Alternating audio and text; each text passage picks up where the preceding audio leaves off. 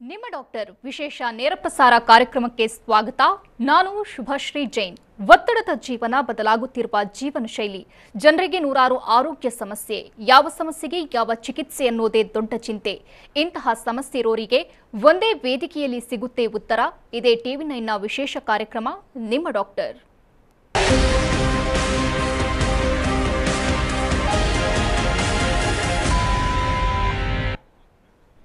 ಮನುಷ್ಯನ ದೇಹವನ್ನ ಜರ್ಜರಿತಗೊಳಿಸೋ ಕಾಯಿಲೆಗಳಲ್ಲಿ ಆರ್ಥ್ರೈಟಿಸ್ ಅಂದ್ರೆ ಸಂಧಿವಾತವು ಒಂದು. ಮೊದಲೆಲ್ಲ ವೃದ್ಧಾಪ್ಯದಲ್ಲಿ ಮೂಳೆಯ ಸವೆತದಿಂದ ನೋವು ಕಾಣಿಸಿಕೊಳ್ತಿತ್ತು. ಮೂಳೆಗಳ ಸವೆತದಿಂದ ಬೆನ್ನು, ಮಂಡಿ ಮತ್ತು ಸೊಂಟ ಭಾಗದಲ್ಲಿ ನೋವು ಕಾಣಿಸಿಕೊಳ್ಳುವುದು ಆರ್ಥ್ರೈಟಿಸ್ ರೋಗದ ಲಕ್ಷಣ. ಆಧುನಿಕ ಜೀವನ ಶೈಲಿ ಮತ್ತು ಕ್ಯಾಲ್ಸಿಯಂ ಕೊರತೆಯಿಂದ ಆರ್ಥ್ರೈಟಿಸ್ ಕಾಣಿಸಿಕೊಳ್ಳುತ್ತೆ. ಆರ್ಥ್ರೈಟಿಸ್ ನೋವುಕಾರಕ ಕಾಯಿಲೆಯೇ ಇರಬಹುದು, ಆದರೆ ಸರಿಯಾದ ಮುನ್ನೆಚ್ಚರಿಕೆ ವಹಿಸಿದ್ರೆ ಈ ಕಾಯಿಲೆಯಿಂದ ದೂರಾಗಬಹುದು. ಅಲ್ಲದೆ ಸಮರ್ಪಕ ಚಿಕಿತ್ಸೆ ಪಡೆಯೋದ್ರಿಂದ ಈ ನೋವಿನಿಂದ ಮುಕ್ತಿ ಹೊಂದಬಹುದು. ಹಾಗಾದ್ರೆ ಹೋಮಿಯೋಪತಿಯಲ್ಲಿ ಆರ್ಥ್ರೈಟಿಸ್ಗೆ ಇರುವ ಚಿಕಿತ್ಸೆಗಳು ಏನು? ಎಷ್ಟು ವಿಧವಾದ ಆರ್ಥ್ರೈಟಿಸ್ ಇದೆ? ಈ ಬಗ್ಗೆ ಸಂಪೂರ್ಣ ಮಾಹಿತಿ ನೀಡಲು ನಮ್ಮ ಜೊತೆಗಿದ್ದಾರೆ ನಮ್ಮ ಹೋಮಿಯೋಪತಿ ಹಾಸ್ಪಿಟಲ್ನ ವೈದ್ಯರಾದ ಬಿಂದು. ಡಾಕ್ಟರ್, ಕಾರ್ಯಕ್ರಮಕ್ಕೆ ಸ್ವಾಗತ. ನಮಸ್ಕಾರ. ಇನ್ನು ವೀಕ್ಷಕರೇ, ತಾವು ಟಿವಿ ಸ್ಕ್ರೀನ್ನಲ್ಲಿರುವಂತಹ ಸಂಖ್ಯೆಗೆ ಕರೆ ಮಾಡುವ ಮೂಲಕ ಡಾಕ್ಟರ್ ಜೊತೆ ನೇರವಾಗಿ ಮಾತನಾಡಬಹುದು. ಡಾಕ್ಟರ್, ಮೊದಲನೇದಾಗಿ ಆರ್ಥ್ರೈಟಿಸ್ ಅಂದ್ರೆ ಸಾಮಾನ್ಯವಾಗಿ ಎಲ್ಲರೂ ಕೇಳಿರ್ತಾರೆ, ಆದ್ರೆ ಆಳವಾಗಿ ನೋಡೋದಾದ್ರೆ ಹಂಗಂದ್ರೆ ಏನು ಅನ್ನೋದು ಗೊತ್ತಿರಲ್ಲ. ಸೊ ಆರ್ಥ್ರೈಟಿಸ್ ಅಂದ್ರೆ ಏನು? ಆರ್ಥ್ರೈಟಿಸ್ ಅಲ್ಲಿ ಕೂಡ ಹಲವಾರು ವಿಧಿಗಳಿದೆ. ಸೊ ಸಣ್ಣ ಪುಟ್ಟ ನೋವುಗಳು ಬರ್ತಾ ಇದ್ದಾಗ ಸಾಮಾನ್ಯವಾಗಿ ಜನ ಅನ್ನೋದು ಆರ್ಥ್ರೈಟಿಸ್ ಅಂತ ಅನ್ಕೊಳ್ಳೋದಿಲ್ಲ. ಬಟ್ ಆ ನೋವುಗಳು ಅವ್ರಿಗೆ ದೀರ್ಘಕಾಲ ಕಾಡ್ತಾ ಇರುವಾಗ ಆಗ್ಲೂ ಕೂಡ ಎಷ್ಟೊಂದು ಜನ ಅದನ್ನ ನೆಗ್ಲೆಕ್ಟ್ ಮಾಡ್ತಾ ಇರ್ತಾರೆ. ಸೊ ಸಾಮಾನ್ಯವಾಗಿ ನೀವು ಹೇಳ್ದಂಗೆ ವೃದ್ಧಾಪ್ಯದಲ್ಲಿ ನೋಡುವಂಥ ಒಂದು ಜಾಯಿಂಟ್ಸ್ ಪೇನ್, ಸಂಧಿಗಳಲ್ಲಿ ನೋವು ಬಂದ್ಬಿಟ್ಟು ಈಗಿನ ಕಾಲದಲ್ಲಿ ತುಂಬಾ ಚಿಕ್ಕ ಏಜಲ್ಲಿ ಸಮೇತನೂ ನಾವು ಇದನ್ನು ನೋಡ್ತಾ ಇದ್ವಿ. ಈಗ ಒಬ್ರು ಇರ್ತಾರೆ, ತುಂಬಾ ಹೊತ್ತು ನಿಂತ್ಕೊಂಡು ಕೆಲಸ ಮಾಡ್ತಾರೆ, ಇಲ್ಲ ತುಂಬಾ ಹೊತ್ತು ಕೂತ್ಕೊಂಡು ಕೆಲಸ ಮಾಡ್ತಾರೆ. ಸೊ ಅವ್ರ ಕೆಲಸ ರೀತಿಯ ನೈಟ್ ಮನೆಗೆ ಬರೋಷ್ಟೊತ್ತಿಗೆ ಅವ್ರಿಗೆ ಮಂಡಿಗಳು ನೋವಿರಬಹುದು, ಸೊಂಟ ನೋವಿರಬಹುದು, ಇಲ್ಲ ಕತ್ತು ನೋವಿರಬಹುದು. ಇಂಥ ನೋವುಗಳನ್ನ ಅವರು ದಿನ ರೂಢಿ ಆಗ್ಬಿಟ್ಟು ಏನೋ ಒಂದು ನೋವಿನ ಮಾತ್ರೆ ತಗೊಂಡು ಅದನ್ನ ತಡೆಗಟ್ತಾ ಇರ್ತಾರೆ. ಸೊ ನಾರ್ಮಲ್ ಆಗಿ ಈ ಥರ ನೋವುಗಳು ಬಂದಾಗ ಯಾಕೆ ನಿಮ್ಮ ಏಜ್ಗೆ ಈ ಸಮಸ್ಯೆ ಕಾಡ್ತಾ ಇದೆ, ಇದು ಸಂಧಿವಾತ ಸಮಸ್ಯೆ ಕೂಡ ಇರಬಹುದು. ಇದರಲ್ಲಿ ಕೆಲವೊಂದು ವಿಧಗಳಿದೆ. ವಯಸ್ಸು ರೀತಿಯ ಬರುವಂಥ ಆರ್ಥ್ರೈಟಿಸ್ ನಾವು ಆಸ್ಟಿಯೋ ಆರ್ಥ್ರೈಟಿಸ್ ಅಂತ ಹೇಳ್ತೀವಿ. ಆರ್ಥ್ರೈಟಿಸ್ ಅಂದ್ರೇನೆ ಜಾಯಿಂಟ್ಗಳಲ್ಲಿ ಇನ್ಫ್ಲಮೇಷನ್ ಸೈನ್ಸ್ ಯಾವ ಥರ ಇರುತ್ತೆ ಅಂತ, ನೋವು ಜೊತೆಗೆ ಊತ ಬರೋದು, ಆ ಜಾಗದಲ್ಲಿ ಮುಟ್ಟಿದಾಗ ಬಿಸಿ ಅನ್ಸೋದು, ಕೆಂಪಗಾಗೋದು, ಈ ರೀತಿ ನಮಗೆ ಸಂಧಿಗಳಲ್ಲಿ ಲಕ್ಷಣಗಳು ಕಂಡು ಬಂದಾಗ ಇನ್ಫ್ಲಮೇಟರಿ ಸೈನ್ಸ್ ಅನ್ನೋದು ಶುರು ಆಗಿದೆ ಅಂತ ಹೇಳ್ಕೋಬಹುದು. ಸಾಮಾನ್ಯವಾಗಿ ಆಸ್ಟಿಯೋ ಆರ್ಥ್ರೈಟಿಸ್ ಬಂದ್ಬಿಟ್ಟು ದೊಡ್ಡ ಜಾಯಿಂಟ್ಸ್ ಅಂದ್ರೆ ಬಿಗರ್ ಜಾಯಿಂಟ್ಸ್ ಅಲ್ಲಿ ನಾವು ನೋಡ್ತಾ ಇರ್ತೀವಿ. ಎಕ್ಸಾಂಪಲ್, ತೂಕ ತಡೆಯುವಂಥ ಜಾಯಿಂಟ್ಸ್, ಅದು ಮಂಡಿ ಇರುತ್ತೆ, ಸೊಂಟ ಇರುತ್ತೆ, ಕತ್ತಿರುತ್ತೆ. ಸೊ ಇಂಥ ಜಾಗದಲ್ಲಿ ಅವ್ರಿಗೆ ನೋವು ಬರ್ತಾ ಇದ್ರೆ ಅದಕ್ಕೆ ಖಂಡಿತವಾಗ್ಲೂ ಪರೀಕ್ಷೆ ಮಾಡಿಸ್ಕೊಂಡು ಆಸ್ಟಿಯೋ ಆರ್ಥ್ರೈಟಿಸ್ ಇದೆನಾ ಇಲ್ಲ ಅನ್ನೋದು ತಿಳ್ಕೊಳ್ಳೋ ಅವಶ್ಯಕತೆ ಇರುತ್ತೆ. ಇನ್ನು ಕೆಲವೊಬ್ರಿಗೆ ಏನೋ ಅಂದ್ರೆ ತೂಕ ತಡಿಲಾದ್ರೆ ಇರುವಂಥ ಜಾಯಿಂಟ್ಸ್ ಅಂದ್ರೆ ಬೆರಳು ಜಾಯಿಂಟ್ಸ್ ಅಲ್ಲಿ, ಕಾಲು ಜಾಯಿಂಟ್ಸ್ ಅಲ್ಲಿ, ಸಣ್ಣ ಪುಟ್ಟ ಜಾಯಿಂಟ್ಸ್ಗಳಲ್ಲಿ ಕೂಡ ಅವ್ರಿಗೆ ನೋವು ಅನ್ನೋದು ಬರ್ತಾ ಇರುತ್ತೆ. ಬೆಳಿಗ್ಗೆ ಎದ್ದೇಳುವಾಗ್ಲ ಅವ್ರಿಗೆ ಈ ಒಂದು ನೋವು ಅನ್ನೋದು ತುಂಬಾ ಕಾಡ್ತಾ ಇರುತ್ತೆ, ಫ್ಲೆಕ್ಸಿಬಿಲಿಟಿ ಇರೋದಿಲ್ಲ. ಸೊ ಒಂದು ಕೆಲಸ ಮಾಡ್ಬೇಕಂದ್ರೂ ಏನೋ ಬಿಸಿ ನೀರು ಸ್ನಾನ ಮಾಡಬೇಕು, ಇಲ್ಲ ಚಳಿಗಾಲದಲ್ಲಿ ಎಸ್ಪೆಷಲಿ ಅಷ್ಟು ಬೇಗ ಎದ್ದೇಳಕ್ ಆಗೋದಿಲ್ಲ. ಇಂಥ ಲಕ್ಷಣಗಳು ಅವ್ರಿಗೆ ಕಂಡು ಬಂದಾಗ ಇದು ರೋಮಟೈಡ್ ಆರ್ಥ್ರೈಟಿಸ್ ನಾವು ಸಿಂಪ್ಟಮ್ಸ್ ಅಂತ ಹೇಳ್ಕೋಬಹುದು. ಈ ರೀತಿ ಹಲವಾರು ಆರ್ಥ್ರೈಟಿಸ್ ಅನ್ನೋದು ಇರ್ತಾ ಇರುತ್ತೆ. ಸಾಮಾನ್ಯ ಜನರಿಗೆ ನಾನು ಹೇಳೋದು ಒಂದೇ, ಕಾಣಿಸ್ತಾ ಇರೋಂಥ ನೋವು ಅನ್ನೋದು ಬರೀ ಕ್ಯಾಲ್ಸಿಯಂ ಡೆಫಿಷಿಯನ್ಸಿ ಇಲ್ಲ ಬರೀ ವೈಟಮಿನ್ ಡೆಫಿಷಿಯನ್ಸಿ ಇದೆ ಅಂತ ನೆಗ್ಲೆಕ್ಟ್ ಮಾಡೋದಕ್ಕಿಂತ ಎಷ್ಟೊಂದು ಜನ ಸಪ್ಲಿಮೆಂಟ್ಸ್ ತಗೋತಾ ಇರ್ತಾರೆ, ಇಲ್ಲ ಒಂದು ದಿವಸ ಹೋಗಿ ಒಂದು ಸ್ವಲ್ಪ ದಿವಸ ಆಂಟಿಬಯೋಟಿಕ್ ಯೂಸ್ ಮಾಡ್ತಾರೆ, ಇಲ್ಲ ಕೆಲವೊಂದು ಪೇನ್ ಕಿಲ್ಲರ್ಸ್ ಯೂಸ್ ಮಾಡ್ತಾ ಇರ್ತಾರೆ. ಈ ರೀತಿ ಹೋಗ್ತಾ ಏನಾಗುತ್ತೆ ಅಂದ್ರೆ ತಾತ್ಕಾಲಿಕವಾಗ ಮಾತ್ರನೇ ಅವ್ರ ನೋವು ಕಡಿಮೆ ಆಗುತ್ತೆ. ಬಟ್ ಏನಾದ್ರೂ ಕಾಯಿಲೆ ಇದ್ದಾಗ ಅದು ಮುಂದಕ್ಕೆ ಹೋಗಿ ನಿಮ್ಗೆ ಜಾಯಿಂಟ್ ಎಲ್ಲ ಡ್ಯಾಮೇಜ್ ಆಗಿ ಲಾಸ್ಟ್ಗೆ ಕಾಂಪ್ಲಿಕೇಟ್ ಆಗೋ ಸಾಧ್ಯತೆ ಕೂಡ ಇದೆ. ಓಕೆ ಡಾಕ್ಟರ್, ತಾವು ಲಕ್ಷಣಗಳ ಬಗ್ಗೆ ಹೇಳಬೇಕು. ಯಾಕಂತಂದ್ರೆ ಜನರು ಈ ಬೆನ್ನು ನೋವು, ಕಾಲು ನೋವು ಯಾವಾಗ್ಲೂ ಇದ್ದಿದ್ದೆ ಅಂತ ಅನ್ಕೋತಾರೆ. ಯಾವಾಗ ಇವರು ಪರೀಕ್ಷೆಗೆ ಹೋಗ್ಬೇಕು, ಯಾವುದು ಇದರ ಲಕ್ಷಣ? ನಾರ್ಮಲ್ ಆಗಿ ಅಕ್ಯೂಟ್ ಅಂತ ಹೇಳ್ಕೋಬಹುದು. ಫಾರ್ ಎಕ್ಸಾಂಪಲ್, ಇವತ್ತು ಅವ್ರೇನಾದ್ರೂ ಸ್ವಲ್ಪ ನಾರ್ಮಲ್ಗಿಂತ ಜಾಸ್ತಿ ಕೆಲಸ ಮಾಡಿರ್ತಾರೆ. ಸೊ ಆ ಸಮಯದಲ್ಲಿ ಮನೆಗೆ ಬಂದಾಗ ಸಣ್ಣ ಪುಟ್ಟ ನೋವುಗಳು ಬಂದಾಗ ನಾವು ಮಸ್ಕ್ಯುಲರ್ ಪೇನ್ ಅಂತ ಹೇಳ್ಕೋಬಹುದು. ಅಫ್ಕೋರ್ಸ್ ಮಸ್ಕ್ಯುಲರ್ ಪೇನ್ ಯಾವುದು ಕಾಯಿಲೆ ಇಲ್ಲ ಅಂತಂದ್ರೆ ಅದು ಟೆಂಪ್ರರಿ ಅಂತಾನೆ ಹೇಳ್ಬಹುದು. ಸ್ವಲ್ಪ ರೆಸ್ಟ್ ತಗೊಂಡ್ರೆ ಇಲ್ಲ ಏನಾದ್ರೂ ಬಿಸಿ ನೀರಲ್ಲಿ ಸ್ನಾನ ಮಾಡಿದಾಗ ಅವ್ರಿಗೆ ನೋವುಗಳೆಲ್ಲ ಕಡಿಮೆ ಆಗ್ತಾ ಇರುತ್ತೆ. ಬಟ್ ಅವ್ರಿಗೆ ರೆಗ್ಯುಲರ್ ಆಗಿ ಬರ್ತಾ ಇದೆ ಅಂದ್ರೆ ದಿನ ಮನೆಗೆ ಬಂದಾಗ ಮಲ್ಕೊಳ್ಳುವಾಗ, ಯಾಕಂದ್ರೆ ಬಿಸಿ ಸ್ಕೆಡ್ಯೂಲ್ ಅಲ್ಲಿ ಈ 30-40 ವರ್ಷದಲ್ಲಿ ಏನಾಗುತ್ತೆ ಅಂದ್ರೆ ಸಾಮಾನ್ಯವಾಗಿ ಆ ನೋವುಗಳು ತಡಿತಾ ಇರ್ತಾರೆ. ತುಂಬ ಸಿವಿಯರ್ ಇರೋದಿಲ್ಲ, ಡಿಫಾರ್ಮಿಟಿ ತುಂಬ ಜಾಸ್ತಿ ಇರೋದಿಲ್ಲ. ಹಾಗಾಗಿ ಅವ್ರ ಕೆಲಸಗಳು ಆರಾಮಾಗಿ ಮಾಡ್ಕೋತಾ ಇರ್ತಾರೆ. ಬಟ್ ಮನೆಗೆ ಬಂದು ರೆಸ್ಟ್ ತಗೊಳ್ಳೋ ಅಷ್ಟರಲ್ಲಿ ಅವ್ರಿಗೆ ನೋವು ಅನ್ನೋದು ಜಾಸ್ತಿ ಆಗ್ತಾ ಇರುತ್ತೆ.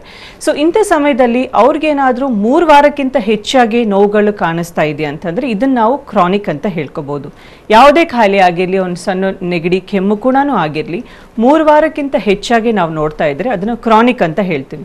ಸೊ ಈ ಸಮಯದಲ್ಲಿ ಅವರು ಪರೀಕ್ಷೆ ಅನ್ನೋದು ಮಾಡಬೇಕಾಗಿರುತ್ತೆ. So more than 3 weeks pain ಬರ್ತಾ ಇದೆ, ನಾವು ರೆಸ್ಟ್ ತಗೋತಾ ಇದ್ವಿ. ಯಾಕಂದರೆ ಕೆಲಸ ಬಿಟ್ಟು ಬರೀ ರೆಸ್ಟ್ ತಗೊಂಡ್ರೆ ಸಾಮಾನ್ಯ ಜನರಿಗೆ ರೆಸ್ಟ್ ತಗೊಳ್ಳುವಾಗ ನೋವು ಕಡಿಮೆ ಆಗ್ಬೋದು, ಬಟ್ ಮತ್ತೆ ಕೆಲಸಕ್ಕೆ ಹೋಗಲೇಬೇಕು. ಸೊ ಅಂಥದ್ದಲ್ಲಿ ಏನಾಗುತ್ತೆ ಅಂದರೆ ಪೇಯ್ನ್ ಮತ್ತೆ ಶುರು ಆಗ್ತಾ ಇರುತ್ತೆ.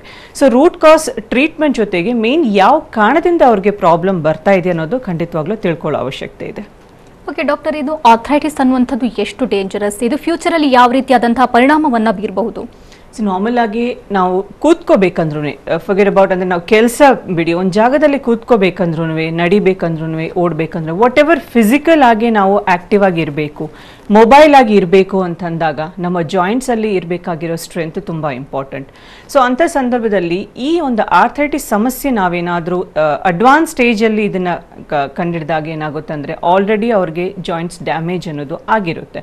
ಸೊ ಕಾಯಿಲೆ ಏನನ್ನೋದು ತಿಳ್ಕೊಳ್ಳೋದು ಬಿಟ್ಟು ಆಲ್ರೆಡಿ ಅವ್ರಿಗೆ ಕಾಯಿಲೆ ಅನ್ನೋದು ಅಡ್ವಾನ್ಸ್ಡ್ ಆಗಿರುವಾಗ ಈ ಒಂದು ಕಾಂಪ್ಲಿಕೇಶನ್ಸ್ ಆರ್ಥರೈಟಿಸಲ್ಲಿ ಬೆಡ್ ರಿಡನ್ ಪೊಸಿಷನ್ಗೂ ಕೂಡ ಬರ್ತಾ ಇರ್ತಾರೆ. ಫಾರ್ ಎಕ್ಸಾಂಪಲ್ ಸೊಂಟ ನೋವು ಅಂತಲೇ ತಗೊಳ್ಳಿ. ಲಂಬಾರ್ ಸ್ಪಾಂಡಿಲೋಸಿಸ್ ಸಾಮಾನ್ಯವಾಗಿ IT ಸೆಕ್ಟರಲ್ಲಿ ಇರೋರು, ಇಲ್ಲ ಡ್ರೈವರ್ಸ್ ಇರೋರು, ಇಲ್ಲ ತುಂಬ ಹೊತ್ತು ಕೂತ್ಕೊಂಡು ಕೆಲಸ ಮಾಡೋರು, ಇಲ್ಲ ತುಂಬ ನಿಂತ್ಕೊಂಡು ಕೆಲಸ ಮಾಡೋರಿಗೆ ಈ ನಮ್ಮ ಬಾಡಿ ತೂಕ ಅನ್ನೋದು ಸೊಂಟದ ಮೇಲೆ ತುಂಬ ಬೀಳ್ತಾ ಇದ್ದಾಗ ಸೊಂಟ ಮೂಳೆ ಅನ್ನೋದು ಸೌದೋಗುತ್ತೆ. ಆ ಸೌದೋಗೋದಿಂದಾನೇ ಆ ಡಿಸ್ಕ್ ಪ್ರಾಬ್ಲಮ್ ಅಂದರೆ ಡಿಸ್ಕ್ ಬಲ್ಜ್ ಅನ್ನೋದು ಹೆಚ್ಚಾಗಿ ಅದರದ್ದು ಪ್ರಭಾವ ನರಗಳ ಮೇಲೆ ಕೂಡ ಕಾಣಿಸ್ಬೋದು. ಇಂಥ ಸ್ಪಾಂಡಿಲೋಸಿಸ್ ಸಮಸ್ಯೆ ಇದ್ದಾಗ ಪ್ಯಾರಾಲಿಸಿಸ್ ಅಂದರೆ ನರ ಡ್ಯಾಮೇಜ್ ಆಗಿ ಪ್ಯಾರಾಲಿಸಿಸ್ ಕೂಡ ಬರಬಹುದು. ಸೊ ಮೇನ್ಲಿ ಏನಂತಂದರೆ ನಮ್ಮ ಬಾಡಿ ಅನ್ನೋದು ಒಂದು ಸೂಚನೆ ಅನ್ನೋದು ಸ್ಟಾರ್ಟಿಂಗ್ ಸ್ಟೇಜಲ್ಲಿ ಕೊಡ್ತಾ ಇರುತ್ತೆ. ನಾವು ಅದನ್ನು ನೆಗ್ಲೆಕ್ಟ್ ಮಾಡಿದಾಗೆ ಯಾವುದೇ ಸಣ್ಣ ಪ್ರಾಬ್ಲಮ್ ಕೂಡ ಆಗಲಿ ಅದು ಖಂಡಿತವಾಗ್ಲೂ ಕಾಂಪ್ಲಿಕೇಟ್ ಆಗಿ ಬೆಡ್ ರಿಡನ್ ಪೊಸಿಷನ್ಗೂ ಕರ್ಕೊಂಡು ಬರುವಂಥ ಸಾಧ್ಯತೆ ಇರುತ್ತೆ. ಓಕೆ ಡಾಕ್ಟರ್, ತಾವು ಟೈಪ್ಸ್ ಆಫ್ ಆರ್ಥರೈಟಿಸ್ ಬಗ್ಗೆ ಹೇಳಿದ್ರಿ, ಹಾಗಾದರೆ ಅದಕ್ಕೆ ಟ್ರೀಟ್ಮೆಂಟ್ ಹೆಂಗಿರುತ್ತೆ? ನಾರ್ಮಲ್ ಆಗಿ ಪ್ರತಿಯೊಬ್ಬರು ಮನುಷ್ಯನಿಗೆ ಒಂದೇ ಕಾರಣದಿಂದ ಆರ್ಥರೈಟಿಸ್ ಬರೋದಿಲ್ಲ. ಆಸ್ ಐ ಸೆಡ್ ಎಷ್ಟೊಂದು ಟೈಪ್ಸ್ ಆಫ್ ಆರ್ಥರೈಟಿಸ್ ಇದೆ. ಸೊ ಸಾಮಾನ್ಯವಾಗಿ ನೋಡುವಂಥ ಆರ್ಥರೈಟಿಸ್ ಬಂದುಬಿಟ್ಟು ಆಸ್ಟಿಯೋ ಆರ್ಥರೈಟಿಸ್. ಸೊ ತುಂಬ ಹೆಚ್ಚಾಗಿ wear and tear process. So ಜಾಸ್ತಿ ಮೂಳೆಗಳು ಸೌದೋದಾಗ, ಯಾಕಂದರೆ ಮೂಳೆ ಮಧ್ಯದಲ್ಲಿ ನಮಗೆ ಕಾರ್ಟಿಲೇಜ್ ಅಂಶ ಅಂತ ಅನ್ನೋದಿರುತ್ತೆ. ಸೊ ವೃದ್ಧಾಪ್ಯದಲ್ಲಿ ಈ ಕಾರ್ಟಿಲೇಜ್ ಅನ್ನೋದು ಸೌದೋಗ್ಬಿಟ್ಟು ಆ ಮೂಳೆ ಮಧ್ಯದಲ್ಲಿರುವಂಥ ಎಣ್ಣೆ ಅಂಶ ಕೊರತೆ ಬಂದು ನಮಗೆ ನಡೆಯುವಾಗ ಒಂದು ಮಂಡಿದಲ್ಲಿ ಆಗಿರ್ಬೋದು, ಇಲ್ಲ ಮೇಜರ್ ಜಾಯಿಂಟ್ಸಲ್ಲಿ ಶಬ್ದ ಅನ್ನೋದು ಬರ್ತಾ ಇರುತ್ತೆ. ಇದನ್ನು ನಾವು ಕ್ರೆಪಿಟಸ್ ಅಂತ ಹೇಳ್ತೀವಿ. ಇದು ಕೂಡ ನಾರ್ಮಲ್ ಆಗಿ ಜನ ನೆಗ್ಲೆಕ್ಟ್ ಮಾಡ್ತಾ ಇರ್ತಾರೆ. ಸೊ ಇಂಥ ಆರ್ಥರೈಟಿಸ್ನ ಆಸ್ಟಿಯೋ ಆರ್ಥರೈಟಿಸ್ ಅಂತ ಹೇಳ್ತೀವಿ. ಸೊ ಪ್ರತ್ಯೇಕವಾಗಿ ಏನಂತಂದರೆ ನಮಗೆ ಗೊತ್ತಿದೆ ಆಸ್ಟಿಯೋ ಆರ್ಥರೈಟಿಸಲ್ಲಿ ಎಣ್ಣೆ ಕೊರತೆ ಅನ್ನೋದು ಇರೋದ್ರಿಂದ ಕೊಡೋವಂಥ ಟ್ರೀಟ್ಮೆಂಟ್ ಯಾವ ಥರ ಇರಬೇಕು. ಸೊ ನಮ್ಮ ಹೋಮಿಯೋಪತಿನಲ್ಲಿ ನಾವು ಪ್ರತ್ಯೇಕವಾಗಿ ಆಸ್ಟಿಯೋ ಆರ್ಥರೈಟಿಸ್ಗೆ, ಯಾಕಂದರೆ ಬರೀ ಜಾಯಿಂಟ್ಸ್ ಪೇನಿಂದ ಬಂದಿದ್ದಾರೆ ಅಂತ ಹೇಳಿ ಎಲ್ರಿಗೂ ಒಂದೇ ಥರ ಟ್ರೀಟ್ಮೆಂಟ್ ಕೊಡೋಕ್ಕೆ ಸಾಧ್ಯತೆ ಇರೋದಿಲ್ಲ. It is an individualistic treatment ಆಗಿರುತ್ತೆ. ಅವ್ರಿಗೆ ಯಾವ ಕಾರಣದಿಂದ ಬಂದಿದೆ, ಅವ್ರದ್ದು ಸ್ಪೆಷಲಿ ಎಷ್ಟೊಂದು ಫ್ಯಾಕ್ಟರ್ಸ್ ಇರುತ್ತೆ, ಅವ್ರು ಯಾವ ಥರ ಕೆಲಸ ಮಾಡ್ತಾ ಇದ್ದಾರೆ, ಬೇರೆ ಏನಾದರೂ ಖಾಯಿಲೆಗಳ ರೀತಿಯ, ಈಗ ಥೈರಾಯ್ಡ್ ಇರುತ್ತೆ, ಅದು ಕೂಡ ಲೇಡೀಸಲ್ಲಿ ನಾವು ತುಂಬ ಹೆಚ್ಚಾಗಿ ನೋಡ್ತೀವಿ. ಸೊ ಅವರಲ್ಲಿ ಏನಾದರೂ ಈ ಥರ ಪ್ರಾಬ್ಲಮ್ಸ್ ಇದ್ದಾಗ ಥೈರಾಯ್ಡ್ಗೆ ಟ್ರೀಟ್ಮೆಂಟ್ ಕೊಟ್ಟು ಅದ್ರ ಜೊತೆಗೆ ನಾವು ಆರ್ಥರೈಟಿಸ್ಗೆ ಕೊಡಬೇಕಾಗಿರೋಂಥ ಅವಶ್ಯಕತೆ ಇರುತ್ತೆ. ಸೊ ನಮ್ಮ ಹೋಮಿಯೋಪತಿನಲ್ಲಿ ರೂಟ್ ಕಾಸ್ ಅನಾಲಿಸಿಸ್ ಅನ್ನೋದು ಮಾಡಿದ ನಂತರನೇ ನಾವು ಚಿಕಿತ್ಸೆ ಅನ್ನೋದು ಪೇಷಂಟ್ಸ್ಗೆ ಕೊಡ್ತಾ ಇರ್ತೀವಿ. ಸ್ವಲ್ಪ ಟೈಮ್ ತೊಗೊಂಡ್ರೂ ಪರವಾಗಿಲ್ಲ, ಅದನ್ನು ಸ್ಟೇಜಸ್ ಯಾವ ಸ್ಟೇಜಸ್ ಅಲ್ಲಿ ಇದೆ ಕೂಡ ನಾವು ತಿಳ್ಕೊಬೇಕು. ಯಾಕಂದರೆ ಯಾವುದೇ ಸ್ಟೇಜಲ್ಲಿ ಇದ್ರೂ ಕೂಡ ನೋವು ಅನ್ನೋದು ಕಾಮನ್ ಸಿಂಪ್ಟಮ್. ಬಟ್ ಅವ್ರಿಗೆ ಈ ಪ್ರಾಬ್ಲಮ್ ಅನ್ನೋದು ಯಾವ ಸ್ಟೇಜಲ್ಲಿದೆ, ಸ್ಟೇಜಿಗೆ ತಕ್ಕಂಗೆ ಡ್ಯೂರೇಷನ್ ಆಗಿರ್ಬೋದು, ಚಿಕಿತ್ಸೆ ಕೋರ್ಸ್ ಆಗಿರ್ಬೋದು, ಅದು ಪೇಷಂಟ್ಸ್ಗೆ ಸಾಮಾನ್ಯವಾಗಿ ಅಡ್ವೈಸ್ ಮಾಡ್ತೀವಿ ನಾವು. ಓಕೆ ಡಾಕ್ಟರ್, ತಾವು ಸ್ಟೇಜಸ್ ಬಗ್ಗೆ ಹೇಳ್ತಾ ಇದ್ರಿ, ಹಾಗಾದರೆ ಸರ್ಜರಿಯ ಅಗತ್ಯ ಯಾರಿಗಿರುತ್ತೆ? ನಾರ್ಮಲ್ ಆಗಿ ಈಗಿನ ಕಾಲದಲ್ಲಂತೂ ಚಿಕ್ಕ ಚಿಕ್ಕ ಪ್ರಾಬ್ಲಮ್ಗೂ ಕೂಡ ಸರ್ಜರಿ ಅಡ್ವೈಸ್ ಮಾಡೋದು ಸರ್ವಸಾಧಾರಣ ಆಗಿದೆ. ಏನಾದರೂ ಸ್ವಲ್ಪ ಲಂಬಾರ್ ಸ್ಪಾಂಡಿಲೋಸಿಸ್, ಡಿಸ್ಕ್ ಬಲ್ಜ್ ಆಗಿದೆ, ಈಗ ಸರ್ಜರಿ ಮಾಡೋ ಪೊಸಿಷನಲ್ಲಿ ನಿಮ್ಮ ಸಮಸ್ಯೆ ಇಲ್ಲ ಹಾಗಂತ ಹೇಳಿ ಸರ್ಜರಿನೂ ಮಾಡೋಕ್ಕಾಗೋದಿಲ್ಲ. ಸೊ ಅವ್ರೇನು ಮಾಡ್ತಾರೆ ಅಂದರೆ ವೆಯ್ಟ್ ಮಾಡಿಸ್ತಾರೆ, ಅಂದರೆ ಪ್ರಾಬ್ಲಮ್ ಜಾಸ್ತಿ ಆಗಿರಲಿ ನಂತರ ನಾವು ಸರ್ಜರಿ ಮಾಡೋಣ. ಸೊ ನಾರ್ಮಲ್ ಆಗಿ ಸರ್ಜರಿ ಅಡ್ವಾನ್ಸ್ ಸ್ಟೇಜಲ್ಲಿ ಮಾತ್ರನೇ ಅಡ್ವೈಸ್ ಮಾಡ್ತೀವಿ. ಅದು ಕೂಡ ಅವಶ್ಯಕತೆ ಇದೆನಾ ಇಲ್ಲ ಅನ್ನೋದು ಖಂಡಿತವಾಗ್ಲೂ ನೀವು ನಮ್ಮ ಹೋಮಿಯೋಪತಿನಲ್ಲಿ ಬಂದು ತೋರಿಸ್ಕೊಳ್ಳುವಾಗ ಡಾಕ್ಟರ್ ನಿಮಗೆ ಅಡ್ವೈಸ್ ಮಾಡ್ತಾರೆ. ತುಂಬ ಜಾಸ್ತಿ ನೋವಿದೆ, ಇಲ್ಲ ಕಂಪ್ಲೀಟ್ ಆಗಿ ಜಾಯಿಂಟ್ ಡ್ಯಾಮೇಜ್ ಆಗಿದೆ, ಇರ್ರಿಪೇರಬಲ್ ಚೇಂಜಸ್ ಅನ್ನೋದು ಸಂಧಿಗಳಲ್ಲಿ ಆಗಿದೆ ಅಂತ ಅಂದಾಗ ಅದು ಇಟ್ಸ್ ಅ ವೆರಿ ರೇರ್. ಯಾಕಂತಂದರೆ ಜಸ್ಟ್ ಆರ್ಥ್ರೈಟಿಸಲ್ಲಿ ಸರ್ಜರಿ ಒಂದೇ ಅವಶ್ಯಕತೆ ಇರೋದಿಲ್ಲ. ಈವನ್ ಡಿಸ್ಕ್ ಬಲ್ಜಲ್ಲಿ ಸಮೇತನೂ ವಿದೌಟ್ ಸರ್ಜರಿ ನಮ್ಮ ಹೋಮಿಯೋಪತಿನಲ್ಲಿ ಒಳ್ಳೆ ಚಿಕಿತ್ಸೆ ಇದೆ. ಸೊ ಸರ್ಜರಿ ಅನ್ನೋ ಅವಶ್ಯಕತೆ ಇದ್ದರೆ ಖಂಡಿತವಾಗ್ಲೂ ಅದು ಅಡ್ವಾನ್ಸ್ಡ್ ಸ್ಟೇಜಲ್ಲಿ ಮಾತ್ರನೇ, ಅದು ತುಂಬ ರೂಟ್ ಕಾಸ್ ಏನಾದರೂ ನಮಗೆ ಅವ್ರ ವಿಷಯದಲ್ಲಿ ತುಂಬ ಕಾಂಪ್ಲಿಕೇಟೆಡ್ ಆಗಿದೆ, ಬೇರೆ ಕಾಯಿಲೆಗಳೆಲ್ಲ ತುಂಬ ಕ್ರಾನಿಕ್ ಆಗಿದೆ ಅಂತ ಅಂದಾಗ ಮಾತ್ರನೇ ಅಡ್ವೈಸ್ ಮಾಡ್ತೀವಿ. ಆದಷ್ಟು ನಮ್ಮ ಪ್ರಯತ್ನ ಖಂಡಿತವಾಗ್ಲೂ ಸರ್ಜರಿ ಅವಾಯ್ಡ್ ಮಾಡಬೇಕಂತಾನೆ. ಓಕೆ ಡಾಕ್ಟರ್, ಸಾಮಾನ್ಯವಾಗಿ ಜನರು ನೆಗ್ಲೆಕ್ಟ್ ಮಾಡ್ತಾರೆ, ಸೆಲ್ಫ್ ಮೆಡಿಕೇಟ್ ಮಾಡೋದಕ್ಕೆ ಹೋಗ್ತಾರೆ, ಅಂಥವರಿಗೆ ತಾವೇನು ಹೇಳ್ತೀರಾ? ಅಫ್ಕೋರ್ಸ್ ಅದು ಯಾವುದೇ ಔಷಧಿ ಆಗಿರಲಿ, ಸೆಲ್ಫ್ ಮೆಡಿಕೇಶನ್ಸ್ ಅನ್ನೋದು ಚಿಕ್ಕ ಪ್ರಾಬ್ಲಮ್ಗೂ ಸಮೇತ ಕೂಡ ಅದು ಪ್ರಾಬ್ಲಮ್ ಅಂತಾನೆ ಹೇಳ್ಕೋಬಹುದು. ಫಾರ್ ಎಕ್ಸಾಂಪಲ್ ಕೋವಿಡ್ ಸಮಯದಲ್ಲಿ ನಾವು ತಗೋಬಹುದು. ಎಷ್ಟೊಂದು ಜನ ಪೇಷಂಟ್ಸ್ ಅವ್ರಿಗೆ ಜ್ವರ ಬಂದಿದೆ ಅಂತ ಹೇಳಿ ನಾರ್ಮಲ್ ಆಗಿ ಒಂದು ಡೋಲೋ ತಗೊಳ್ಳೋದಾಗಿರಲಿ, ಸೆಲ್ಫ್ ಪ್ರಿಸ್ಕ್ರಿಪ್ಷನ್ಸಲ್ಲಿ ಆ್ಯಂಟಿಬಯೋಟಿಕ್ ತುಂಬ ಹೆಚ್ಚಾಗಿ ಯೂಸ್ ಮಾಡಿದ್ದಾರೆ. ಸೊ ನಮಗೆ ಒಂದು ಗೊತ್ತಾಗಬೇಕು ಅಂತಂದರೆ, ಸೆಲ್ಫ್ ಮೆಡಿಕೇಶನ್ಸಲ್ಲಿ ನಾವು ಸಮಸ್ಯೆನ ಜಾಸ್ತಿ ಮಾಡೋದು ಒಂದೇ ಅಲ್ಲ, ನಾವು ಕಾಂಪ್ಲಿಕೇಟ್ ಕೂಡ ಮಾಡ್ತಾ ಇದ್ದೀವಿ. ಸೊ ಇದಕ್ಕೆ ಕರೆಕ್ಟಾಗಿ ಅಡ್ವೈಸ್ ಕೊಡೋರು ನಿಮಗೆ ಡಾಕ್ಟರ್ ಇರ್ತಾರೆ. ಸಮಸ್ಯೆ ನಿಮಗೆ ಕಾಣಿಸ್ತಾ ಇದೆ, ಅದು ಅಡ್ವಾನ್ಸ್ ಸ್ಟೇಜಸ್ಸಲ್ಲಿ ಇದೆನಾ ಇಲ್ಲ ಅರ್ಲಿ ಸ್ಟೇಜಸ್ಸಲ್ಲಿ ಇದೆನಾ ಅನ್ನೋದು ಕರೆಕ್ಟ್ ಪರ್ಸನ್ ಬಂದುಬಿಟ್ಟು ಡಾಕ್ಟರ್. ಸೊ ನಿಮಗೆ ಯಾವುದೇ ಸಮಸ್ಯೆ ಆಗಿರಲಿ, ಬರೀ ಸಂಧಿವಾತ ಅಂತಾನೆ ಅಲ್ಲ, ಯಾವುದೇ ಕಾಯಿಲೆ ಆಗಿರಲಿ, ಏನೇ ಡೌಟ್ ಆಗಿರಲಿ, ಖಂಡಿತವಾಗ್ಲೂ ನಿಮ್ಮ ಹತ್ರದಲ್ಲಿ ಇರುವಂಥ ನಮ್ಮ ಹೋಮಿಯೋಪತಿ ಶಾಖೆಗೆ ನೀವು ಹೋಗಿ ಭೇಟಿ ಆದರೆ ನಿಮ್ಮ ಕರೆಕ್ಟ್ ಅಡ್ವೈಸ್ ಅನ್ನೋದು ಡಾಕ್ಟರ್ ಕೊಡ್ತಾರೆ. ಓಕೆ ಡಾಕ್ಟರ್, ಒಬ್ರು ಕಾಲರ್ ಇದ್ದಾರೆ, ಕವಿತಾ ಅಂತ ಬೆಂಗಳೂರಿನಿಂದ ಕರೆ ಮಾಡಿದ್ದಾರೆ. ನಮಸ್ತೆ ಕವಿತಾ ಅವರೇ, ಡಾಕ್ಟರ್ ಇದ್ದಾರೆ, ಮಾತನಾಡಿ. Hello hello madam. ಹೇಳಿ ಕವಿತಾ ಅವರೇ, ಏನ್ ಸಮಸ್ಯೆ ಇದೆ ನಿಮ್ಗೆ? ನಮ್ಗೆ 3 months ಇಂದ ಮಂಡಿ ನೋವು ಮೇಡಮ್. ಓಕೆ, ತಮ್ಮ ವಯಸ್ಸು ಎಷ್ಟಮ್ಮ? ನನ್ಗೆ 26 ಇನ್ನ. ಹ್ಮ್. ಫಸ್ಟ್ 1 ಲೆಗ್ ಪೇನ್ ಬರ್ತಾ ಇತ್ತು ಮಂಡಿ. ಓಕೆ. 1 month ಆದ್ಮೇಲೆ ಇವಾಗ 2 ನೋವು ಬರ್ತಾ ಇದೆ. ಓಕೆ, ನಿಮ್ಗೆ ಮದುವೆ ಆಗಿದೆನಮ್ಮ? ಇನ್ನ ಇಲ್ಲ ಮೇಡಮ್.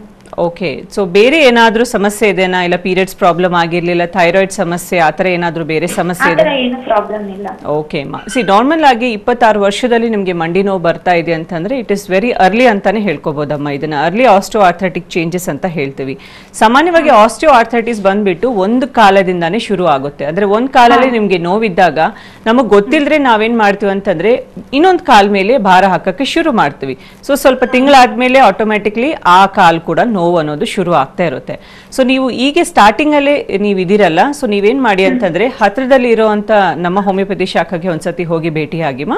ಏನಾದ್ರೂ ಡೆಫಿಷಿಯನ್ಸೀಸ್ ಇದೆನಾ ಅಂದ್ರೆ ಕ್ಯಾಲ್ಸಿಯಂ ಡೆಫಿಷಿಯನ್ಸಿ ಇರಬಹುದು, ಇಲ್ಲ ವೈಟಮಿನ್ ಡೆಫಿಷಿಯನ್ಸಿ ಇರಬಹುದು. ಬರೀ ಡೆಫಿಷಿಯನ್ಸಿ ಇದ್ದಾಗ ಏನಾಗುತ್ತೆ ಅಂದ್ರೆ ನಮಗೆ ಸ್ವಲ್ಪ ನೋವು ಬರ್ತಾ ಇರುತ್ತೆ ಅಮ್ಮ. ಬಟ್ ನಿಮ್ಮ ವಿಷಯದಲ್ಲಿ ನನ್ನ ಪ್ರಕಾರ ಅರ್ಲಿ ಆಸ್ಟಿಯೋ ಆರ್ಥ್ರೈಟಿಕ್ ಚೇಂಜಸ್ ಶುರು ಆಗಿರಬಹುದು. ಸೊ ಬಟ್ ಅದನ್ನ ನೋಡಿದ್ರೇನೆ ಗೊತ್ತಾಗುತ್ತಮ್ಮ. ಒಂದ್ಸಲ ಹೋಗಿ ಭೇಟಿ ಆಗಿ ಖಂಡಿತವಾಗ್ಲೂ ನಿಮ್ಮ ಸಮಸ್ಯೆಗೆ ಪರಿಹಾರ ಅಲ್ಲಿ ಸಿಗುತ್ತೆ. ಥ್ಯಾಂಕ್ ಯು ಕವಿತಾ ಅವರೇ ಕರೆ ಮಾಡಿದ್ದಕ್ಕಾಗಿ. ತುಳಸಿ ಬೆಂಗಳೂರಿನಿಂದ ಕರೆ ಮಾಡಿದ್ದಾರೆ. ನಮಸ್ತೆ ತುಳಸಿ ಅವರೇ. ತುಳಸಿ ಅವರೇ ಮೇಡಮ್ ನಮಸ್ತೆ. ಡಾಕ್ಟರ್ ಇದ್ದಾರೆ, ಮಾತನಾಡಿ. ಹಲೋ ತುಳಸಿ ಅವರೇ, ಹೇಳಿ ನಿಮ್ಗೆ ಏನ್ ನನ್ನ ಸಮಸ್ಯೆ? ಹೆಸರು ತುಳಸಿ ಅಂತ. ಹೇಳಿಮ್ಮ, ಏನ್ ಸಮಸ್ಯೆ ಇದೆ ನಿಮ್ಗೆ? ನನ್ಗೆ ಈಗ 1 ವರ್ಷದಿಂದ ಮಂಡಿ ಊದ್ಕೊಂಬಿಟ್ಟಿದೆ, ಮಂಡಿ ನೋವು ಮೇಡಮ್. ಓಕೆ. ಮತ್ತೆ ಮಂಡಿ ಕೆಳಗಡೆನೂ ಊತ ಹಂಗೆ ಇಳಿದ್ಬಿಟ್ಟಿದೆ ಸ್ವಲ್ಪ. ಓಕೆ, ಯಾವಾಗಿಂದ ತುಂಬಾ ನೋವಿದೆ ಮೇಡಮ್. ವೆಯ್ಟ್ ಬಂದು ಜಾಸ್ತಿ ಆಗ್ಬಿಟ್ಟಿದೆ. ಓಕೆ, ತಮ್ಮ ವಯಸ್ಸು ಎಷ್ಟಮ್ಮ? 91 ಕಿಲೋ ಇದೆ ಮೇಡಮ್. ಇಲ್ಲ ತಮ್ಮ 91 ಅದು ತೂಕ ಅಮ್ಮ. ನಿಮ್ಮ ಏಜ್ ಎಷ್ಟಮ್ಮ? ವಯಸ್ಸು? Age 46 madam. 46. ನಿಮ್ಗೆ ಮುಟ್ಟು ನಿಂತಿದೆನಾ ಇಲ್ಲ ಇನ್ನೂ ತಿಂಗಳ ಕರೆಕ್ಟ್? 1 ವರ್ಷ ಆಯ್ತು ಮೇಡಮ್ ನಿಂತು. ಅದ್ ನಿಂತಾಗಿಂದ ಮಂಡಿ ನೋವು ಜಾಸ್ತಿ ಹೌದು ಹೌದಮ್ಮ. ಸಾಮಾನ್ಯವಾಗಿ ನಾನು ಇದು ನಿಮಾನ್ಸ್ ಮಾತ್ರೆಗಳು ತಗೋತೀನಿ. ಕ್ಯೂಟಿಪಿನ್ SR ಬೆಳಗ್ಗೆ 200, ನೈಟ್ 300. ಮತ್ತೆ ಬೆಳಗ್ಗೆ ನೆಕ್ಸಿಪ್ರೈಡ್ ಬಂದು 25 mg, ಕ್ಲೋನೋಟ್ರಿಲ್ ಬಂದು 0.5. ಆಮೇಲೆ ಯೂರಿನ್ ಹಂಗೆ ಪಾಸ್ ಆಗ್ತಾ ಇರುತ್ತೆ, ಅದಕ್ಕೆ ಬಂದು ಡಯಾಮಿನ್ ತಗೋತೀನಿ 25. ಆಮೇಲೆ ಬಿಪಿ ಇದೆ, ಬಿಪಿಗೆ ಲೋಸರ್ಟಾನ್ H50 mg. ಮತ್ತೆ ಥೈರಾಯ್ಡ್ ಇದೆ 125 mg ತಗೊಳ್ತೀನಿ, ಥೈರೋನರ್ಮ್. ಇದೆಲ್ಲ ತಗೊಳ್ತೀನಿ ಮೇಡಮ್. ಅದರಿಂದ ಬಾಡಿ ಈ ಕ್ಯೂಟಿಪಿನ್ ಮಾತ್ರೆಗಳಿಂದ ಸ್ವಲ್ಪ ಬಾಡಿ ದಪ್ಪ ಆಗ್ಬಿಟ್ಟಿದೆ. ಅಫ್ಕೋರ್ಸ್ ಅಮ್ಮ, ಎಲ್ರಿಗೂ ಗೊತ್ತಿರೋನೆ ಜಾಸ್ತಿ ಹೆಚ್ಚಾಗಿ ಅಲೋಪತಿ ಮಾತ್ರೆಗಳು ತಗೊಂಡಾಗ ನಮಗೆ ಸೈಡ್ ಎಫೆಕ್ಟ್ಸ್ ಜಾಸ್ತಿ ಇರುತ್ತೆ. ಅದರಲ್ಲಿ ತೂಕ ಆಗೋದಂತೂ ತುಂಬಾ ಸರ್ವಸಾಧಾರಣಮ್ಮ. ನಿಮ್ಗೆ ಹೇಳ್ಬೇಕಂದ್ರೆ ಮಲ್ಟಿಪಲ್ ಪ್ರಾಬ್ಲಮ್ಸ್ ಇದೆ. ಥೈರಾಯ್ಡ್ ಆಗಿರ್ಬೋದು, BP ಆಗಿರ್ಬೋದು, ಅದರ ಜೊತೆಗೆ ಯೂರಿನ್ 14 15 ವರ್ಷ 16 ವರ್ಷ ಆಯ್ತು. ಹೌದಮ್ಮ. ಈಗ ನಿಮ್ಮ ವಿಷಯಕ್ಕೆ ಬಂತಂದ್ರೆ ಯಾಕಂದ್ರೆ 46 ಇಯರ್ಸ್ ಅನ್ನೋದು ಅಷ್ಟು ಜಾಸ್ತಿ ಏಜ್ ಅಂತ ಅಲ್ಲಮ್ಮ. ಬಟ್ ಏನಂತಂದ್ರೆ ಥೈರಾಯ್ಡ್ ಸುಮಾರು ವರ್ಷದಿಂದ ಇರೋದ್ರಿಂದ ಜೊತೆಗೆ 125 mcg ತಗೋತಾ ಇದ್ದೀರಲ್ಲ, ಅದು ತುಂಬಾ ಜಾಸ್ತಿನೇ ತಗೋತಾ ಇದ್ದೀರಾ. ಸೊ ಈ ರೀತಿ ಇನ್ನೊಂದು ಮೇನ್ ರೀಸನ್ ನಿಮ್ಗೆ ಏನಂತಂದ್ರೆ ಮೆನೋಪಾಸ್ ಆಗಿದೆ. ಮುಟ್ ನಿಂತಿದ ನಂತರ ನಾರ್ಮಲ್ ಆಗಿ ಲೇಡೀಸ್ಗೆ ಎಲ್ಲ ಸಮಸ್ಯೆ ಮುಟ್ ನಿಂತಿದ ನಂತರನೇ ಶುರು ಆಗ್ತಾ ಇರುತ್ತೆ. ಸೊ ನಿಮ್ಗೆ ರೂಟ್ ಕಾಸ್ ಹೇಳ್ಬೇಕಂತಂದ್ರೆ ಥೈರಾಯ್ಡ್ ಇರಬಹುದು, ಇಲ್ಲ ಮೆನೋಪಾಸ್ ಅನ್ನೋ ಒಂದು ಕಾರಣ ಇದೆ ಅಮ್ಮ. ಇದರಿಂದಾನೇ ನಿಮ್ಮ ತೂಕ ಕ್ರಮೇಣವಾಗಿ ಏರ್ತಾ ಇದೆ. ಅದ್ರ ಜೊತೆಗೆ ಆ ಒಂದು ಭಾರ ನಿಮ್ಮ ಮಂಡಿ ಅನ್ನೋದು ತಡೆಯಕ್ಕೆ ಆಗ್ತಾ ಇಲ್ಲ. ಆಲ್ರೆಡಿ ಥೈರಾಯ್ಡ್ ಇಂದ ಮೂಳೆಗಳು ಸೌದೋಗಿರುತ್ತೆ. ಸೊ ನನ್ನ ಪ್ರಕಾರ ಅಂತೂ ಖಂಡಿತವಾಗ್ಲೂ ನಿಮಗೆ ಆಸ್ಟ್ರೋ ಆರ್ಥ್ರೆಟಿಕ್ ಚೇಂಜಸ್ ಅನ್ನೋದು ಬಂದಿದೆ. ಅದರಿಂದಾನೇ ನಿಮಗೆ ಊತ ಅನ್ನೋದು ಕೂಡ ತೋರಿಸ್ಕೊಳ್ತಾ ಇದೆ ಅಮ್ಮ. ಎಲ್ಲ ರೀತಿಯಂತ ಸಮಸ್ಯೆಗೆ ಅಂದ್ರೆ ಕಂಪ್ಲೀಟ್ ಆಗಿ ಕೇಸ್ ಸ್ಟಡಿನ ಮಾಡಿಬಿಟ್ಟು ಅದಕ್ಕೆ ತಕ್ಕಂಗೆ ನಿಮಗೆ ಚಿಕಿತ್ಸೆ ಅನ್ನೋದು ಕೊಡಬೇಕಾಗಿರುತ್ತೆ. ನೀವೇನ್ ಮಾಡಿ ಅಂತಂದ್ರೆ ಹತ್ತಿರದಲ್ಲಿ ನಮ್ಮ ಹೋಮಿಯೋಪತಿ ಶಾಖಾ ಇದ್ರೆ ಖಂಡಿತವಾಗ್ಲೂ ನಿಮ್ಮ ರಿಪೋರ್ಟ್ಸ್ ಎಲ್ಲ ಏನಿದೆ ಒಂದ್ಸತಿ ತಗೊಂಡು ಹೋಗಿ ಭೇಟಿ ಆಗಿಮ್ಮ. ಯಾವ ತರ ನಿಮಗೆ ಚಿಕಿತ್ಸೆ ಕೊಡಬೇಕು ಸ್ವಲ್ಪ ಸಮಯ ತಗೋಬಹುದು. ಬಟ್ ಡೋಂಟ್ ವರಿ, ನಿಮಗೆ ಎಲ್ಲ ಪ್ರಾಬ್ಲಮ್ಸ್ಗೆ ಥೈರಾಯ್ಡ್ ಆಗಿರಬಹುದು, ಮೆನೋಪಾಸ್ ಸಿಂಡ್ರೋಮ್ ಇರಬಹುದು, ಅದಕ್ಕೆಲ್ಲ ಸೇರಿಸಿ ನಿಮ್ಮ ಮಂಡಿ ನೋವು ಕೂಡ ಚಿಕಿತ್ಸೆ ಅನ್ನೋದು ಸಿಗುತ್ತೆ. ಥ್ಯಾಂಕ್ ಯು ತುಳಸಿ ಅವರೇ ಕರೆ ಮಾಡಿದ್ದಕ್ಕಾಗಿ. ಡಾಕ್ಟರ್, ಇನ್ನು ಯಂಗ್ ಜನರೇಷನ್ ಅಲ್ಲಿ ಕಂಡು ಬರ್ತಾ ಇದೆ, ಮೊದಲೆಲ್ಲ ಒಂದು ಹಂತದ ವಯಸ್ಸಿನ ನಂತರದಲ್ಲಿ ಕಾಣಿಸಿಕೊಳ್ತಾ ಇತ್ತು. ಯಂಗ್ ಜನರೇಷನ್ ಅಲ್ಲಿ ಕಾಣಿಸಿಕೊಳ್ಳೋದಕ್ಕೆ ಕಾರಣ ಏನು ಹಾಗಾದ್ರೆ? ಮೇನ್ಲಿ ನಮ್ಮ ಜೀವನ ಶೈಲಿನೇ ಮೇನ್ ಕಾರಣ ಅಂತಾನೆ ಹೇಳ್ಕೋಬಹುದು. ಈಗ ಚಿಕ್ಕ ವಯಸ್ಸಿಂದಾನೇ ಮಕ್ಕಳಿಗೆ ಏನಾಗ್ತಾ ಇದೆ ಅಂದ್ರೆ ಮದರ್ ಫೀಡಿಂಗ್ ಅನ್ನೋದು ಒಂದು ಶಾರ್ಟ್ ಡ್ಯೂರೇಷನ್ ಅಲ್ಲೇ ಸ್ಟಾಪ್ ಆಗ್ತಾ ಇದೆ. ಸೊ ಅಲ್ಲೇ ಅವ್ರಿಗೆ ಕ್ಯಾಲ್ಸಿಯಂ ಕೊರತೆ ಅನ್ನೋದು ಶುರು ಆಗ್ತಾ ಇರುತ್ತೆ. ಅದ್ರ ಜೊತೆಗೆ ಹೋಗ್ತಾ ಇದ್ದಾಗ ಮಿಲ್ಕ್ ಕನ್ಸಂಪ್ಷನ್ ಅಂದ್ರೆ ಈಗ ಮಕ್ಕಳು ಬರೀ ಮಿಲ್ಕ್ ಕುಡಿಬೇಕಂತಂದ್ರೆ ಅವ್ರಿಗೆ ಒಂಥರ ಎವರ್ಷನ್ ಆಗ್ತಾ ಇರುತ್ತೆ, ನಮಗೆ ಮಿಲ್ಕ್ ಬೇಡ ಅಂತ ಹೇಳಿ. ಸೊ ಅದರಲ್ಲಿ ಅವ್ರು ಏನೋ ಒಂದು ಮಾಲ್ಟ್ ಆಗಿರಲಿ, ಇಲ್ಲ ಏನೋ ಒಂದು ಬೋನ್ವಿಟ ಏನೋ ಒಂದು ಅದಕ್ಕೆ ಮಿಕ್ಸ್ ಮಾಡಿ ಮಾತ್ರ ಕುಡಿತಾ ಇರ್ತಾರೆ. ಜನರಲ್ ಆಗಿ ನಮ್ಮ ಬಾಡಿದಲ್ಲಿ ಕ್ಯಾಲ್ಸಿಯಂ ಅಬ್ಸಾರ್ಪ್ಷನ್ ಆಗಬೇಕು ಅಂತಂದ್ರೆ ಅದು ಮಿಲ್ಕ್ ಫಾರ್ಮ್ ಅಲ್ಲಿ ಇದ್ರೆ ಅದು ಕರೆಕ್ಟ್ ಆಗಿ ಹೋಗ್ತಾ ಇರುತ್ತೆ. ಬಟ್ ಅದ್ರ ಜೊತೆಗೆ ನಮ್ಮ ಡೈಟ್ರಿ ಅಂದ್ರೆ ಜಂಕ್ ಈಟಿಂಗ್ ಹ್ಯಾಬಿಟ್ಸ್, ಈ ಕೂಲ್ ಡ್ರಿಂಕ್ಸ್ ಆಗಿರಬಹುದು, ತುಂಬಾ ಹೆಚ್ಚಾಗಿ ಕಾರ್ಬೋರೇಟೆಡ್ ಡ್ರಿಂಕ್ಸ್ ತಗೊಳ್ಳೋದು ಆಗಿರಬಹುದು, ಜೊತೆಗೆ ಪಿಜ್ಜಾ ಬರ್ಗರ್ಸ್ ಅಂತ ಫುಡ್ ಇದೆಲ್ಲ ಕನ್ಸ್ಯೂಮ್ ಮಾಡಿದಾಗ ಏನಾಗುತ್ತೆ ಅಂದ್ರೆ ಅದರದ್ದು ಪ್ರಭಾವ ಖಂಡಿತವಾಗ್ಲೂ ನಮ್ಮ ಗ್ಯಾಸ್ಟ್ರಿಕ್ ಸಿಸ್ಟಮ್ ಮೇಲೆ ಇದ್ದೇ ಇರುತ್ತೆ. ಸೊ ಅವ್ರು ಏನಾಗುತ್ತೆ ತುಂಬಾ ಚಿಕ್ಕ ವಯಸ್ಸಲ್ಲೇ ಒಂದು ನ್ಯೂಟ್ರಿಷನಲ್ ಡೆಫಿಷಿಯನ್ಸಿ ಅನ್ನೋದು ಕಂಡು ಬಂದು 20 ವರ್ಷದಲ್ಲಿ 30 ವರ್ಷದಲ್ಲೇ ಆಸ್ಟ್ರೋ ಆರ್ಥ್ರೆಟಿಕ್ ಚೇಂಜಸ್ ಅನ್ನೋದು ಶುರು ಆಗ್ತಾ ಇರುತ್ತೆ. ಓಕೆ ಡಾಕ್ಟರ್, ಇನ್ನು ನಮ್ಮ ಹೋಮಿಯೋಪತಿಯಲ್ಲಿ ಟ್ರೀಟ್ಮೆಂಟ್ ಪ್ರೊಸೀಜರ್ ಹೇಗಿರುತ್ತೆ ಆರ್ಥ್ರೈಟಿಸ್ ಕುರಿತಂತೆ? ನಾರ್ಮಲ್ ಆಗಿ ನಮ್ಮ ಹೋಮಿಯೋಪತಿನಲ್ಲಿ ನಾವು ಕೊಡುವಂಥ ಚಿಕಿತ್ಸೆ ಕಾನ್ಸ್ಟಿಟ್ಯೂಷನಲ್ ಟ್ರೀಟ್ಮೆಂಟ್ ಅಂತ ಇರುತ್ತೆ. ಈಗ ಒಬ್ಬರು ಕಾಲರ್ ಹೇಳಿದ್ರು ಅವ್ರಿಗೆ ಪ್ರಾಬ್ಲಮ್ ಇರೋದು ಮಂಡಿ ನೋವು, ಥೈರಾಯ್ಡ್ಗೆ ಮಾತ್ರೆ ತಗೋತಾ ಇದ್ದೀನಿ, BP ಗೆ ಮಾತ್ರೆ ತಗೋತಾ ಇದ್ದೀನಿ, ಸೊ ಎಲ್ಲ ಪ್ರಾಬ್ಲಮ್ಗೆ ಮಾತ್ರೆ ತಗೋತಾ ಇದ್ದಾರೆ. ಬಟ್ ಅವೆಲ್ಲ ಕಾರಣನೇ ಅವ್ರಿಗೆ ಮಂಡಿ ನೋವು ಅನ್ನೋದು ಕಾರಣ ಆಗಿದೆ. ಸೊ ಬರೀ ಮಂಡಿ ನೋವಿಗೆ ಟ್ರೀಟ್ಮೆಂಟ್ ಅಂತ ಪೇಷಂಟ್ಗೆ ಕೊಟ್ಟರೆ ಸಾಕಾಗೋದಿಲ್ಲ.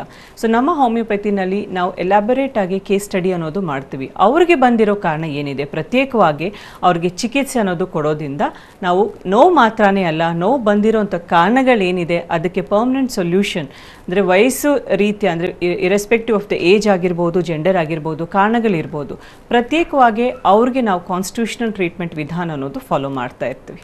ಓಕೆ ಡಾಕ್ಟರ್, ಸಾಮಾನ್ಯವಾಗಿ ಎಲ್ರಿಗೂ ಇರುವಂತಹ ಒಂದೇ ಚಿಂತೆ ಅಂತಂದ್ರೆ ಒಂದ್ಸಲ ನೋವು ಕಾಣಿಸಿಕೊಂಡ್ರೆ ಅದು ಪರ್ಮನೆಂಟ್ ಆಗಿಬಿಡುತ್ತೆ ಅಂತ, ಇದಕ್ಕೆ ಶಾಶ್ವತ ಪರಿಹಾರ ಇಲ್ಲ ಅಂತ ಅನ್ಕೊಂಡ್ಬಿಟ್ಟಿದ್ದಾರೆ. ತಾವೇನು ಹೇಳ್ತೀರಾ ಇದಕ್ಕೆ? ಇಟ್ ಇಸ್ ಡೆಫಿನೆಟ್ಲಿ ಮಿತ್ ಅಂತಾನೆ ಹೇಳ್ಕೋಬಹುದು. ಯಾಕಂದ್ರೆ ನಮ್ಮ ದೇಹದಲ್ಲಿ ಒಂದು ನೋವು ಕಾಣಿಸ್ಕೊಳ್ತಾ ಇದೆ ಅಂತಂದ್ರೆ ಅದಕ್ಕೆ ಎಲ್ಲೋ ಒಂದ್ ಕಡೆ ಬೇರಿನ ಸಮಸ್ಯೆ ಅನ್ನೋದು ಇದ್ದೇ ಇರುತ್ತೆ, ಎಲ್ಲೋ ಒಂದ್ ಕಡೆ ಅದು ಶುರು ಆಗಿರುತ್ತೆ. ನಾವೇನ್ ಮಾಡ್ತೀವಿ ಅಂತಂದ್ರೆ ಆ ನೋವಿಗೆ ಮಾತ್ರನೇ ಚಿಕಿತ್ಸೆ ತಗೊಳ್ತಾ ಇರ್ತೀವಿ. ಸೊ ಈಗ ಪೇನ್ ಕಿಲ್ಲರ್ಸ್ ತಗೊಳ್ಳೋದ್ರಿಂದ ಏನಾಗುತ್ತೆ, ಬರೀ ಪೇನ್ ಒಂದು ಸ್ಟಿಮ್ಯುಲೇಷನ್ಸ್ ಏನಿದೆ ಅದನ್ನ ಮಾತ್ರ ನಾವು ತಡೆಗಟ್ತೀವಿ.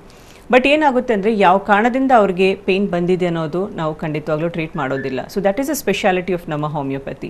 ಸೊ ನಾವು ಆ ರೂಟ್ ಕಾಸ್ ಟ್ರೀಟ್ಮೆಂಟ್ನ ಕೊಡೋದ್ರಿಂದ ಏನಾಗುತ್ತೆ ಅಂದರೆ ಪೇಯ್ನ್ ಮಾತ್ರನೇ ಅಲ್ಲ, ಆ ಪರ್ಮನೆಂಟ್ ಆಗಿ ಅಂದ್ಕೊಂಡಿರೋ ಪೇಯ್ನ್ ಕೂಡ ಅವ್ರಿಗೆ ಕಡಿಮೆ ಆಗಿ ಯಾವ ಕಾರಣದಿಂದ ಅವ್ರಿಗೆ ಬಂದಿದೆ ಆ ರೂಟ್ ಕಾಸ್ ಕೂಡ ಅವ್ರಿಗೆ ಪರ್ಮನೆಂಟ್ ಸೊಲ್ಯೂಷನ್ಸ್ ಖಂಡಿತವಾಗೂ ಸಿಗುತ್ತೆ. ಓಕೆ ಡಾಕ್ಟರ್, ಕಂಪ್ಯಾರಿಟಿವ್ಲಿ ಪುರುಷರಿಗೆ ಕಂಪೇರ್ ಮಾಡಿದ್ರೆ ಮಹಿಳೆಯರಲ್ಲಿ ಸ್ವಲ್ಪ ಹೆಚ್ಚಾಗಿ ಕಂಡು ಬರ್ತಾ ಇದೆ, ಇದಕ್ಕೇನು ಕಾರಣ? ಮೇನ್ಲಿ ಲೇಡೀಸಲ್ಲಿ ಏನಾಗುತ್ತೆ ಅಂದರೆ ಹಾರ್ಮೋನಲ್ ಚೇಂಜಸ್ ಅನ್ನೋದು ತುಂಬ ಇರುತ್ತೆ. ಈಗ ತಿಂಗಳ ಮೆನ್ಸಸ್ ಅವ್ರಿಗೆ ಆಗ್ತಾ ಇರುತ್ತೆ, ಐರನ್ ಡೆಫಿಷಿಯನ್ಸಿ ಇರುತ್ತೆ. ಸೊ ಲೇಡೀಸಲ್ಲಿ ಈ ರೀತಿಯಂಥ ಚೇಂಜಸ್, ಹಾರ್ಮೋನಲ್ ಚೇಂಜಸ್ ಅನ್ನೋದು ನಡೆಯುವಾಗ ಅವ್ರಿಗೆ ನ್ಯೂಟ್ರಿಷನಲ್ ಡೆಫಿಷಿಯನ್ಸಿ ಅನ್ನೋದು ಶುರು ಆಗ್ತಾ ಇರುತ್ತೆ. ಸಾಮಾನ್ಯವಾಗಿ ತುಂಬ ಹೊತ್ತು ನಿಂತ್ಕೊಂಡು ಕೆಲಸ ಮಾಡ್ತಾ ಇರ್ತಾರೆ, ಮಂಡಿ ನೋವು ಶುರು ಆಗುತ್ತೆ, ಕೂತ್ಕೊಂಡು ರೆಸ್ಟ್ ತಗೋಬಿಡ್ತಾರೆ. ಈ ರೀತಿ ಹೋಗ್ತಾ ಹೋಗ್ತಾ ವರ್ಷಾನುಗಟ್ಲ ಕಳೆದೋಗ್ಬಿಡುತ್ತೆ. ಎಷ್ಟೊಂದು ಜನಕ್ಕೆ ಥೈರಾಯ್ಡ್ ಸಮಸ್ಯೆ ಇರುತ್ತೆ, ಅದ್ರ ಬಗ್ಗೆ ಅವರು ಅಷ್ಟು ಗಮನ ಕೊಟ್ಟಿರಲ್ಲ, ಇಲ್ಲ ಹಾರ್ಮೋನಲ್ ಇಂಬ್ಯಾಲೆನ್ಸ್ ಅನ್ನೋದು ಕೂಡ ಇರುತ್ತೆ, ಅದ್ರ ಬಗ್ಗೆ ಅವ್ರು ಗಮನ ಕೊಡೋದಿಲ್ಲ. ಈ ಹಾರ್ಮೋನಲ್ ಇಂಬ್ಯಾಲೆನ್ಸ್ ಆಗಿರ್ಬೋದು, ಥೈರಾಯ್ಡ್ ಆಗಿರ್ಬೋದು, ಇವೆಲ್ಲ ನಾವು ಲೇಡೀಸಲ್ಲೇ ಹೆಚ್ಚಾಗಿ ನೋಡ್ತೀವಿ. ಎಸ್ಪೆಷಲಿ ಮೆನ್ಸಸ್ ಸ್ಟಾಪ್ ಆದ ನಂತರ ಏನಾಗುತ್ತೆ ಅಂದರೆ ಹಾರ್ಮೋನಲ್ ತುಂಬ ಚೇಂಜಸ್ ಆಗುತ್ತೆ.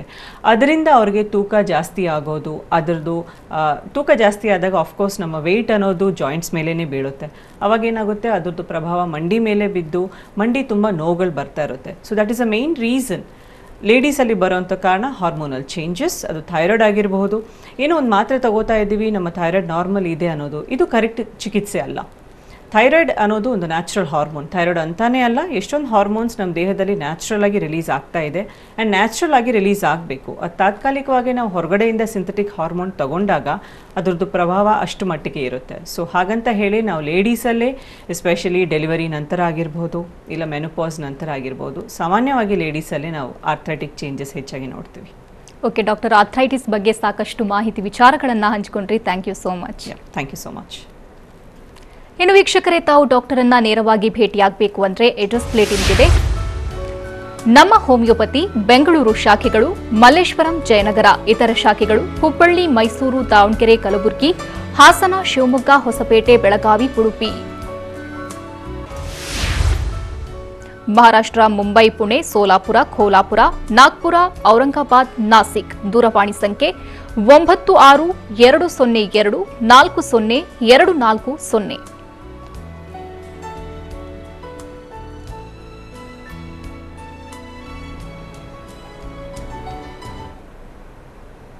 ಇದು ಇವತ್ತಿನ ನಿಮ್ಮ ಡಾಕ್ಟರ್. ನಿರಂತರ ಸುದ್ದಿಗಾಗಿ ನೋಡ್ತಾ ಇರಿ TV9.